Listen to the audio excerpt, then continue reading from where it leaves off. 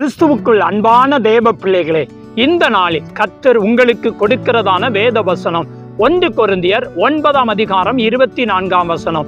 பந்தய சாலையில் ஓடுகிறவர்கள் எல்லாரும் ஓடுவார்கள், ஆகிலும் ஒருவனே பந்தயத்தை பெறுவான் என்று அறியீர்களா?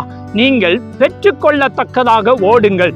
கிறிஸ்தவ வாழ்க்கை என்பது பந்தய சாலையில் ஓடி பந்தய பொருளாகிய பரலோக ராஜ்யத்தை பெற்றுக்கொள்வதாகும். நம்முடைய ஓட்டம் எதை நோக்கி இருக்க வேண்டும் என்றால் பரலோகத்தை நோக்கி இருக்க வேண்டும். இந்த உலகமாகிய பந்தய சாலையில் நம்முடைய வாழ்வில் பல போராட்டங்கள், பிரச்சனைகள், இழப்புகள், தடைகள் உண்டு. அவைகளை கண்டு சோர்ந்து போகக்கூடாது. நம்முடைய நோக்கம் பரலோகத்தை பெற்றுக்கொள்ள வேண்டும். நம்முடைய கிறிஸ்தவ ஓட்டம் பரலோகத்தை பெற்றுக்கொள்ளாமல் முடிந்துவிடக்கூடாது. பூமிக்குரியவைகளை அல்ல, மேலானவைகளையே நாடுங்கள் என்று வேதம் சொல்லுகிறது.